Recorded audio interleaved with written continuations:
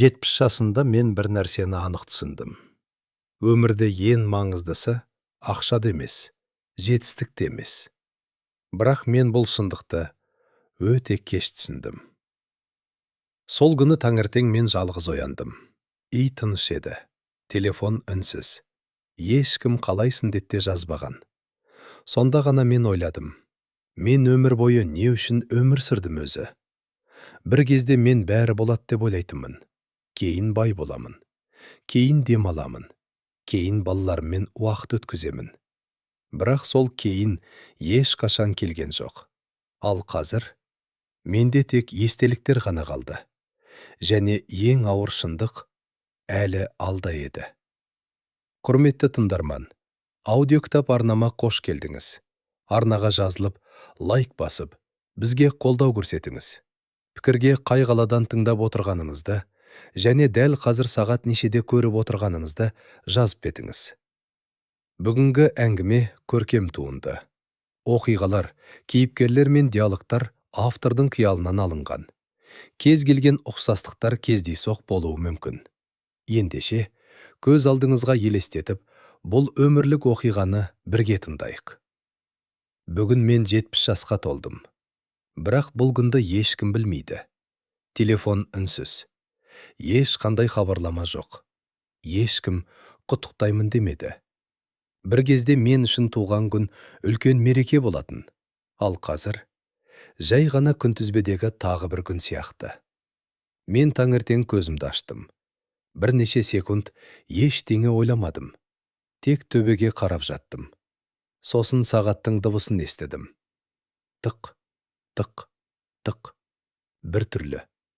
Бұрын бұл дыбысқа мән бермейтінмін.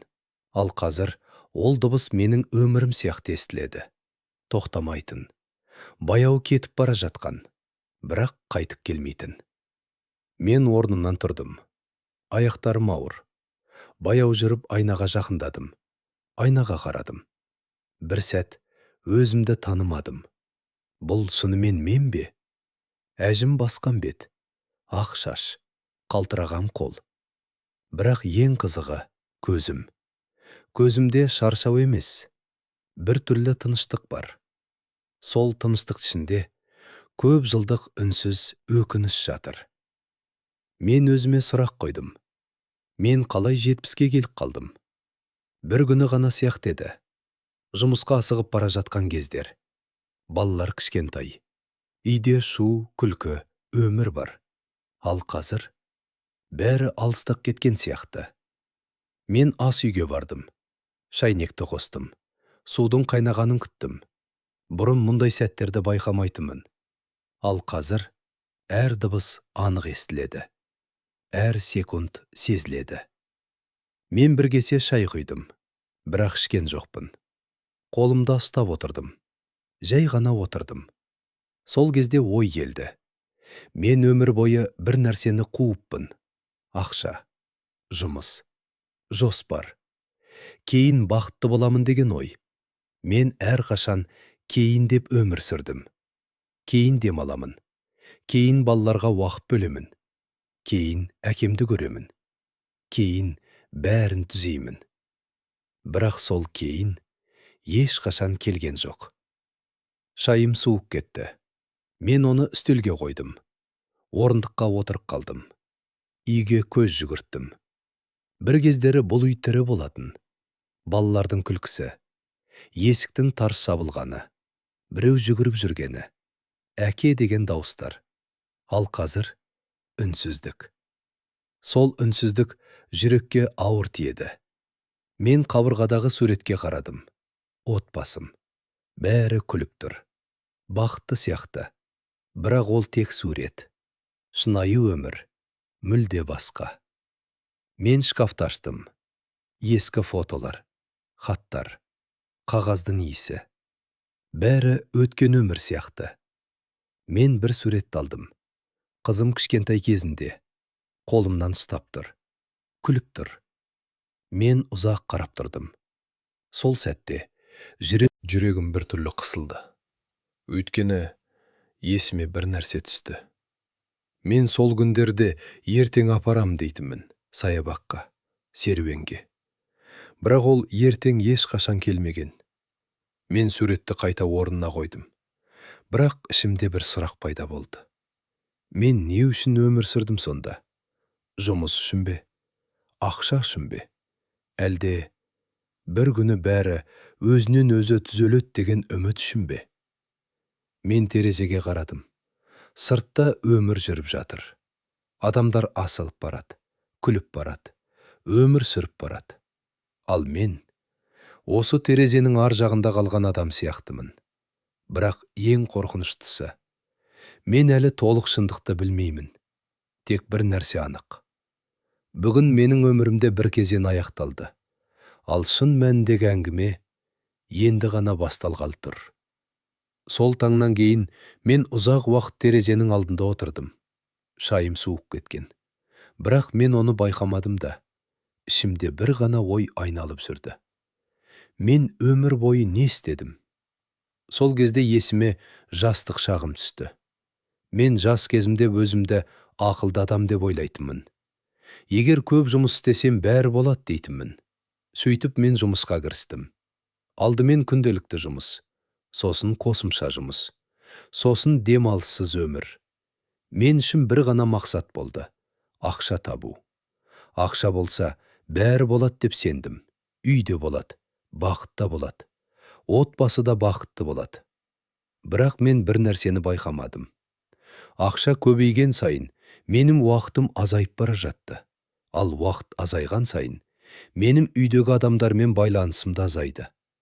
Бір күні үйге кеш келдім. Түн ортасы. Есікті ашсам, үй тыныш. Балалар ұйықтап жатыр.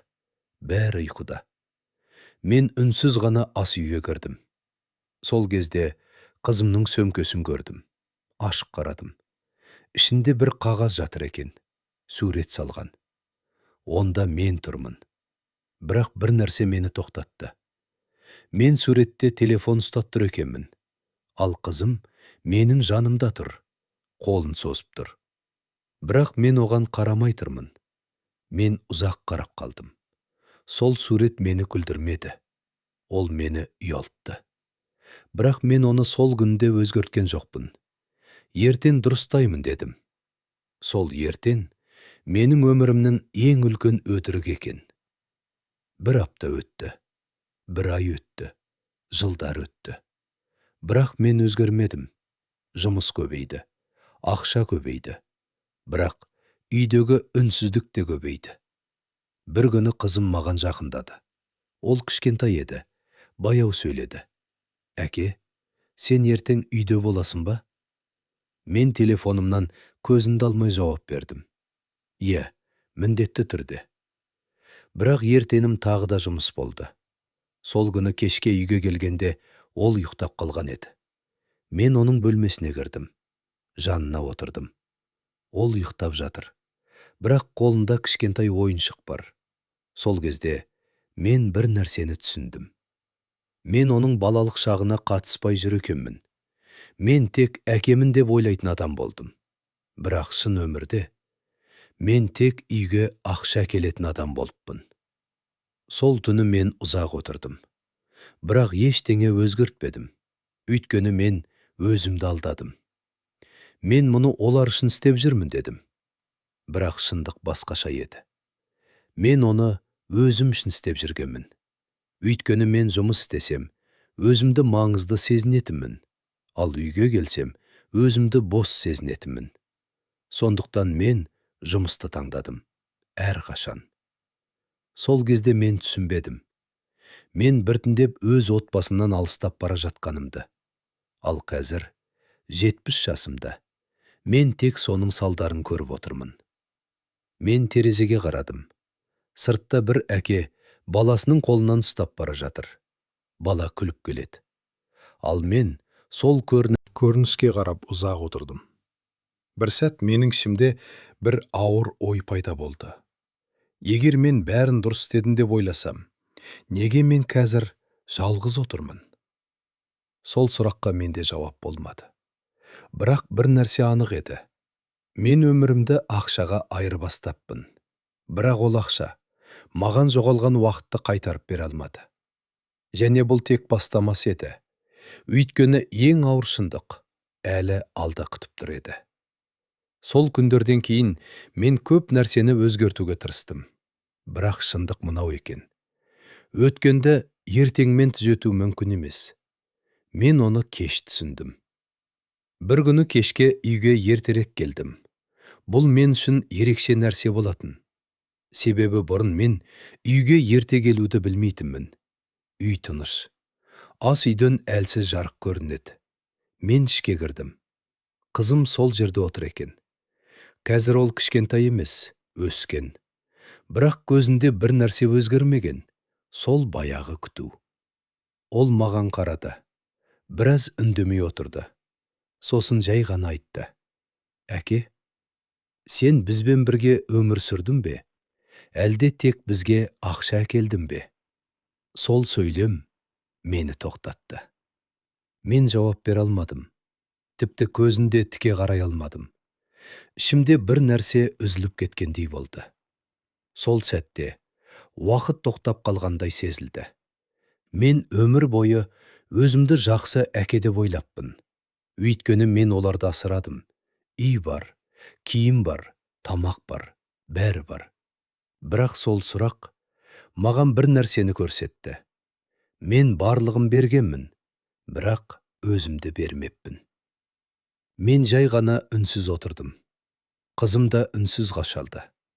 Бірақ ол маған ашулы емес еді. Ол шаршаған еді. Сол шаршау мені одан да қатты ауыртты.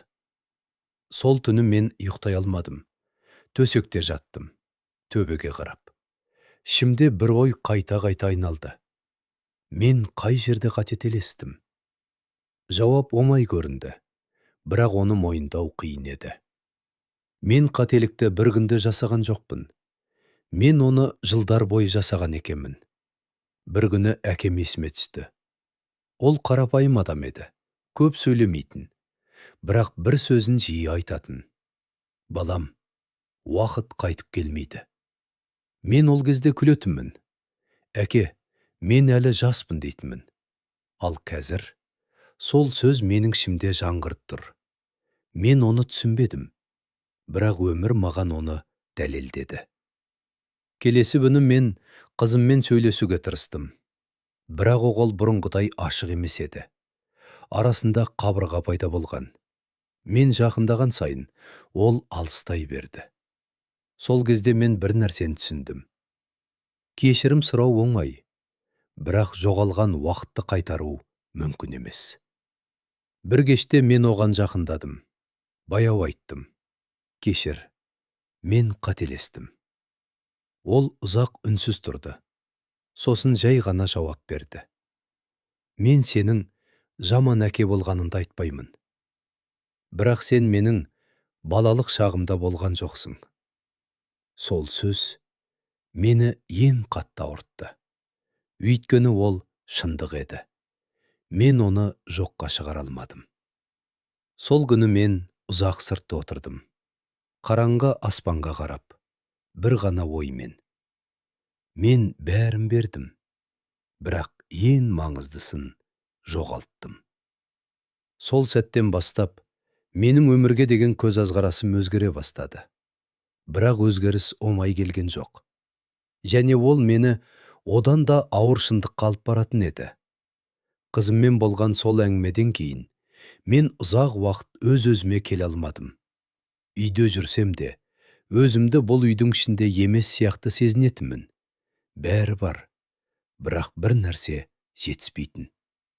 Бір күні ескі құжаттарды реттеп отырып, әкемнің бір ескі конвертін тауып алдым. Шаң басқан, ұмыт болған. Мен оны қолыма алдым. Жүрегім бір түрлі соғып кетті.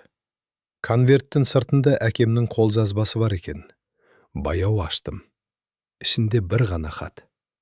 Мен оны оқи бастадым. Балам, мен сені көп мазаламаймын. Жұмысымның ауыр екенін білемін. Бірақ мен сені сағындым. Мен тоқтап қалдым. Бір сәт тынысым тарылғандай болды. Мен ол кезде әкемді жиі көрем деп ойлайтынмын. Бірақ жиі деген сөз Менің өмірімде әрдайым кейінге қалатын нәрсе болыпты. Хатты әр қарай оқыдым. Мен қартайдым. Бірақ мен үшін ең үлкен бақыт сенің даусыңды есту. Келіп шай ішіп кетсең, маған басқа ештеңе керек емес. Мен хатты ұстап ұзақ отырдым. Қолым дірілдеп кетті. Өйткені мен есіме түсірдім. Әкем маған жиі телефон соғатын. Балам, қашан келесің дейтін. Ал мен әрдайым бір жауап айтатынмын. Келесі аптада міндетті түрде барамын. Бірақ ол келесі апта ешқашан келмеді. Мен хатты қайта-қайта оқыдым. Бірақ әр оқыған сайын жүрегім ауырлай берді. Сол кезде мен бір нәрсені түсіндім. Мен тек қызымның балалық шағын жоғалтқан жоқпын. Мен өз әкеммен өткізетін соңғы жылдарды да жоғалттықпын. Бір күні телефон соқты. Бірақ бұл жолы ол әкем емес еді. Ол көрші еді. Дауысы дірілдеп тұрды. Әкеңіз ауруханаға түсті. Сол сәтте әлем тоқтап қалғандай болды. Мен не істегенімді білмей қалдым. Жүгіріп шықтым. Аурухана. Ұзақ дәліз. Ақ қалаттар. Бірақ бәрі кеш еді. Мен есіктің алдында тұрдым. Іште ол жатыр еді. Ал мен сыртта кешігіп қалған адам сияқты тұрдым. Сол сәтте мен ештеңе айтпадым. Өйткені айтуға сөз қалмаған еді. Тек бір ғана ой. Мен оның жанында бола алатын барлық күндерді кейінге қалдырдым. Осыдан кейін мен ұзақ уақыт өзімді кешіре алмадым. Әр түнде сол есік түсіме кіретін, ашылмайтын есік. Ішінде әкем бар сияқты, бірақ мен кіре алмаймын. Сол кезде мен өмірдің бір қатал шындығын түсіндім. Кейбір адамдар әрқашан бар сияқты көрінеді, бірақ олар мәңгі емес. Және біз мұны әрдайым тым кеш түсінеміз. Мен енді қызымның сөзі мен әкемнің үнсіздігін қатар ойлайтын болдым. Екеуі де бір нәрсені айтқан сияқты еді. Уақытты жоғалтпа. Бірақ мен оны тек жоғалтқаннан кейін ғана түсіндім. Сол күннен бастап менің ішімде бір қорқыныш пайда болды. Егер өмір маған тағы бір мүмкіндік берсе, мен оны дұрыс пайдалана аламын ба? Бірақ ең қорқынышты сұрақ басқа еді. Мен әлі де кешігіп жүрмін бе? Әкемнен айырылғаннан кейін мен ұзақ уақыт өзіме келе алмадым. Бірақ өмір тоқтап қалмайды екен. Ол жай ғана жалғаса береді. Үнсіз, баяу, ауыр. Мен бір кезде байқадым. Телефоным бұрынғыдай жиі шырылдамайды. Хабарламалар азайған. Достар біртіндеп жоғалып кеткен сияқты. Бір кездері біз үнемі жиналатынбыз. Күліп, сөйлесіп, болашақ туралы армандайтынбыз. Бір күні бәріміз бірге демаламыз дейтіміз.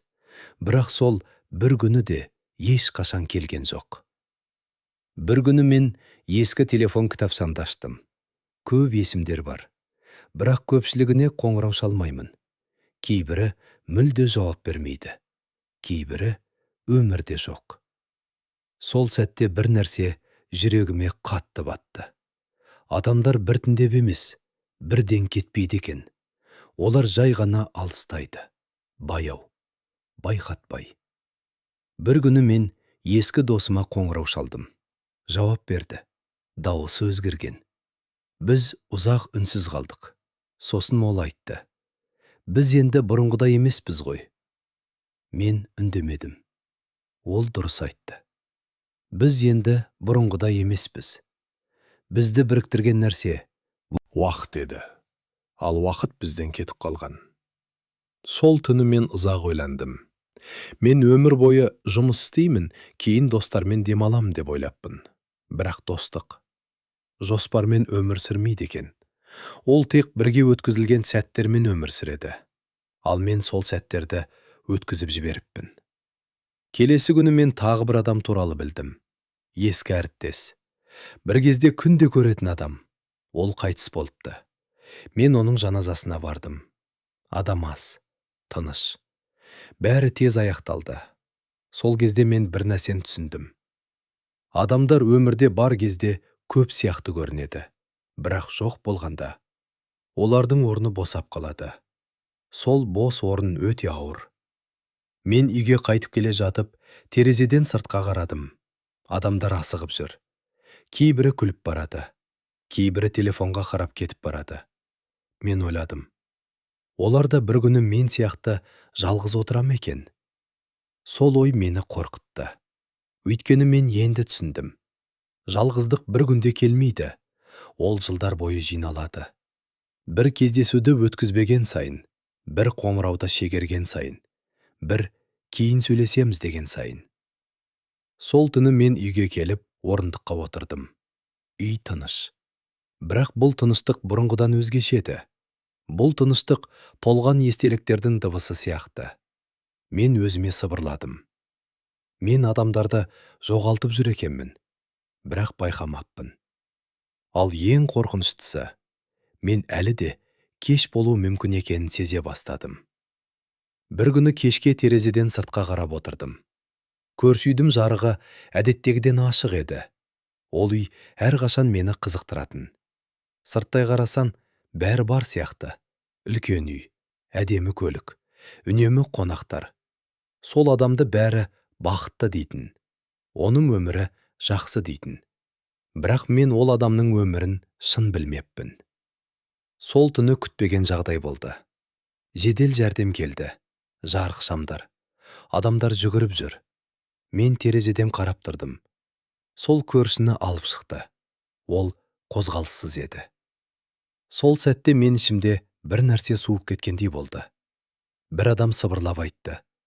Ол жалғыз екен. Сол сөз мені тоқтатты. Бай еді, үйі үлкен еді, бірақ жалғыз екен. Сол түні мен ұйықтай алмадым. Өйткені мен алғаш рет бір нәрсені қатты сезіндім. Байлық пен жалғыздық қатар өмір сүре алады екен. Тіпті бір үйдің ішінде. Келесі күні мен оның үйінің жанынан өттім. Есігі жабық, көлік орнында. Бәрі бұрынғыдай, бірақ иесі жоқ. Сол кезде мен өзіме сұрақ қойдым. Адам бай болса да, неге жалғыз өледі? Жауап оңай емес еді. Бірақ уақыт өте мен бір нәрсені түсіне бастадым. Адамдар байлық үшін өмір сүреді.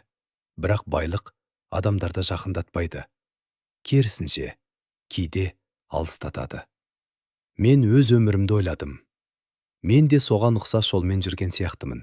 Жұмыс, ақша, мақсат. Бірақ адамдар біртіндеп жоғалып кеткен. Сол күні кешке мен қызыммен сөйлескім келді. Бірақ ол бөлмесінде болды. Есігі жабық. Мен есіктің алдында ұзақ тұрдым. Сөйлеуге батылым жетпеді. Себебі мен бір нәрседен қорықтым. Тағы да кеш болып қалама деп. Сол кезде мен түсіндім. Мен тек адамдарды жоғалтып қана қоймаған екенмін. Мен олармен сөйлесуді де жоғалтыппын.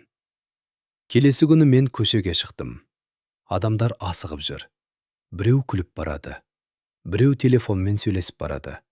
Бірақ ешкім тоқтамайды. Мен ойладым. Бәрі бір күні осы адамдар сияқты жалғыз қалу мүмкін бе? Сол ой мені мазалай берді.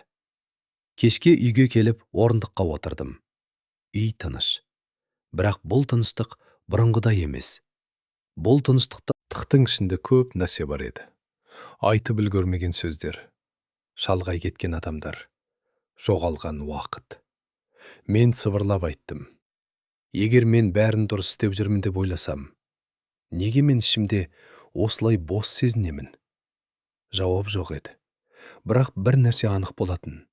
Менің өмірім сырттай толық көрінгенімен, ішімде бір нәрсе баяғыдан босап қалған екен.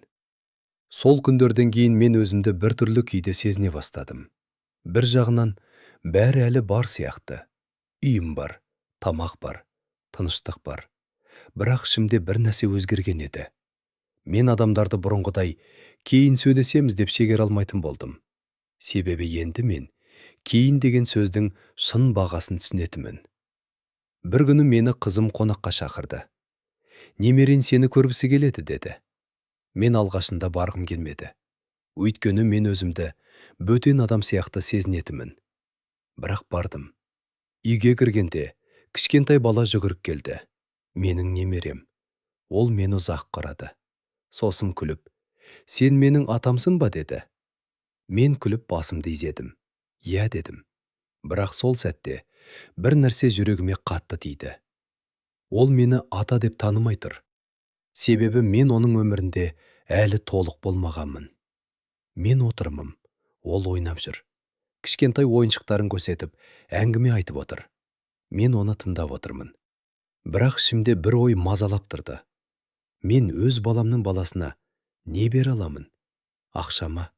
Киім бе? Ойыншық па? Сол кезде ол кенет тоқтады. Маған қарап тұрды. Кішкентай қолымен мені нұсқап, ата, сен не үшін жұмыс істедің деді. Мен бір сәтке қатып қалдым. Жауап бере алмадым. Өйткені ол сұрақ жай сұрақ емес еді. Ол менің бүкіл өмірімді ашып қойғандай болды. Мен баяу жауап беруге тырыстым. Мен сендердің жақсы өмір сүргендеріңді қаладым. Ол басын қисайтып қарап тұрды. Сосын тағы бір сұрақ қойды. Бірақ сен бақытты болдың ба? Сол кезде мен үндемей қалдым. Өйткені шын жауап менің ішімде деді. Бірақ мен оны айтуға қорықтым. Мен бақытты болдым ба? Жоқ. Мен тек бос болмауға тырыстым. Сол сәтте немерем қайта ойнауға кетті. Ал мен орнымда қатып қалдым. Өйткені мен бір нәрсені түсіндім. Бала сұрағы әрқашан қарапайым болады. Бірақ жауаптары өмір бойы жиналған шындықты ашады. Сол күні кешке мен ұзақ отырдым. Телефонды қолыма алдым. Қызымның балалық шағындағы суреттерді көрдім. Сосын өзімнің жас кезімдегі суреттерді. Бәрі күліп тұр. Бәрі болашақ бар деп ойлаған. Бірақ мен сол суреттерге қарап отырып түсіндім. Болашақ деген нәрсе біз ойлағандай ұзақ емес екен. Ол біртіндеп жоғалып кетеді. Біз байқамаймыз. Сол түні мен ұйықтай алмадым. Терезеге қарадым. Аспан тыныш. Жұлдыздар бар. Бірақ менің ішімде тыныштық жоқ. Мен өзіме сұрақ қойдым.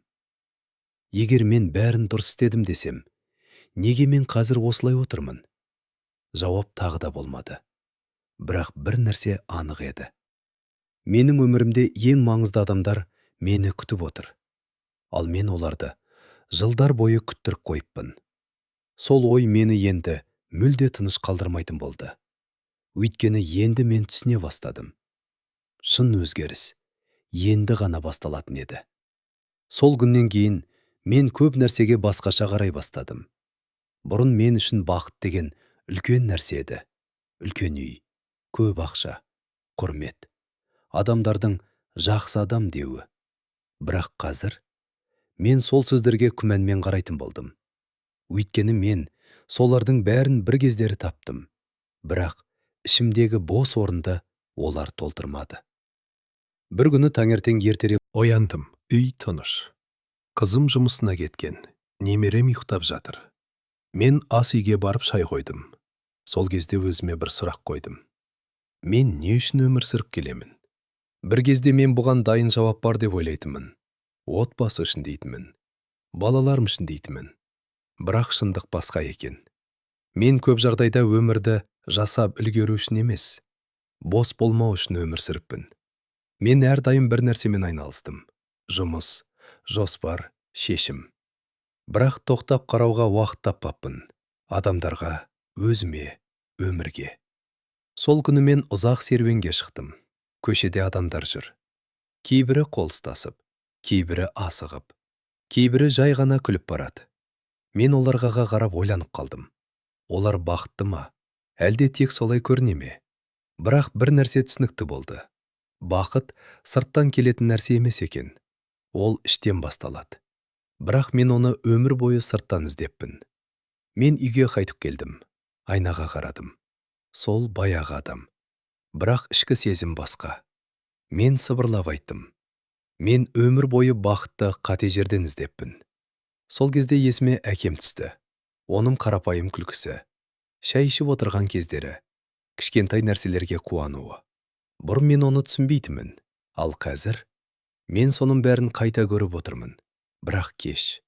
Мен қызымның дауыстарын естідім. Немерем күлді. Сол сәтте мен бір нәрсені түсіндім. Бақыт ешқашан үлкен оқиғаларда болмайды екен. Ол күнделікті кішкентай сәттерде болады. Бірақ біз оларды байқамаймыз. Өйткені біз әрқашан келесі үлкен нәрсені күтеміз. Сол күні кешке мен ұзақ отырдым. Телефонды қолыма алдым.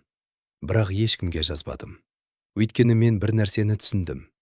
Мен көп адаммен байланысым бар деп ойлағанмын. Бірақ шын мәнінде мен ең маңызды байланыстарымды жоғалтып алыппын. Сол түн тыныш өтті. Бірақ мен үшін ол тыныштық бұрынғыдай емес еді. Бұл тыныштық өзгерістің алдында тұрған тыныштық болатын. Және мен алғаш рет өзіме шын айттым. Егер мен өзгермесем, менің қалған уақытымда осылай өтеді. Ал енді қайтар жол жоқ еді. Сол ойдан кейін мен бірнеше күн бойы өзіммен өзім күрестім. Ішімде бір дауыс бар. Өмір өтті дейді. Тағы бір дауыс. Жоқ, әлі кеш емес дейді. Бірақ мен қайсына сенерімді білмедім. Бір күні түнде ұйықтай алмадым. Төсекте жаттым да өткен өмірімді есіме түсірдім. Барлығы тізбек сияқты көрінді. Бір қате шешім, бір қашықтық. Бір кейін, бір жоғалған адам. Мен түсіндім. Менің өмірім бір үлкен кешіктірулер тізбек екен. Мен телефонды қолыма алдым. Контактілерді аштым. Көп есімдер. Бірақ сол есімдердің көбіне жазбағалы көп болыпты. Біреуін таңдадым. Жаздым. Қалың қалай? Жауап ұзақ келді. Ал келгенде әңгіме бұрынғыдай емес еді. Қысқа, суық, бөтен. Сол сәтте мен түсіндім. Кейбір байланыстарды қайта қосуға болады. Бірақ бұрынғы жылулықты қайтару мүмкін емес. Келесі күні мен қызыммен сөйлесуге тырыстым. Біз отырдық. Үнсіздік болды. Сосын мен айттым. Мен бәрін түзегім келеді. Ол маған қарады. Жай ғана. Енді бәрін түзету емес. Енді тек бірге болу маңызды деді. Сол сөз мені тоқтатты. Өйткені ол дұрыс еді. Өткенді түзету мүмкін емес. Кек бүгінді өзгертуге болады. Сол түні мен ұзақ отырдым. Мен өз өміріме қарадым. Егер бір сөзбен айтсам, менің ең үлкен өкінішім уақытты кейінге қалдыруым еді. Кейін барамын. Кейін сөйлесемін. Кейін құшақтаймын. Кейін кешірім сұраймын. Бірақ өмір кейінді күтпейді екен. Ол тек қазірді береді. Мен терезеге қарадым. Көшеде жарық азайған. Адамдар сирек.